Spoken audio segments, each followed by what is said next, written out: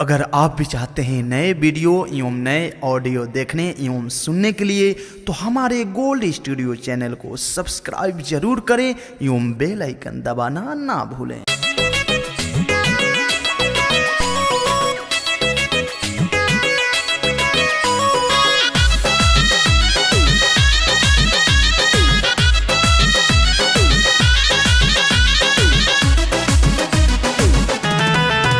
साझे से बनी रउआ लागल कहे भइल बनी इतना पागल हटी ना दूर। साझे से बनी रउआ लागल कहे भइल बनी इतना पागल। मानी हमर बात ढेरे होई गइल रात, मानी हमर बात ढेरे होई गइल रात। आज हमसे कौन कसन जोड़े ना, अरे होटी ना।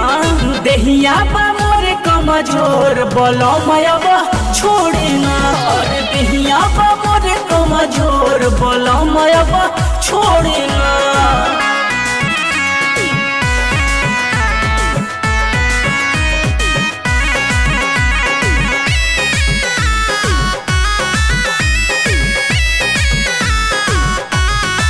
नाही हमरा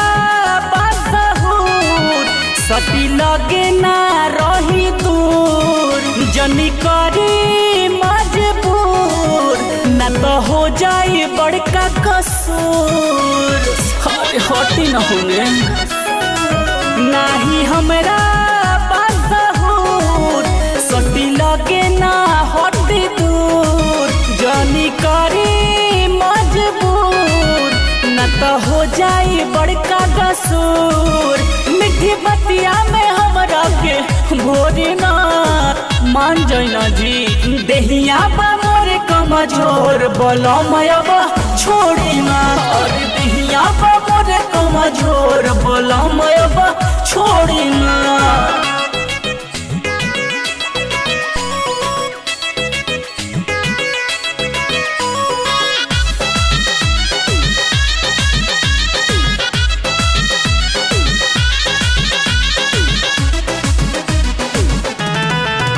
राजू राजा रणजीत ढेरे बनी ना रउआ ढीठ, मामला कइल चाहे फीट, हमर दर्द से फटता पीठ।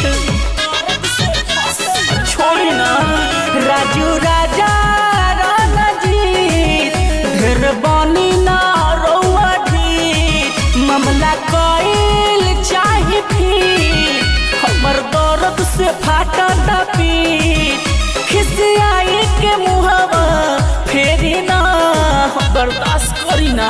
देहिया बा मोरे कमजोर बोलो मयबा छोड़ी ना, देहिया बा मोरे कमजोर बोलो मयबा छोड़ी ना, अरे छोड़ी ना जी।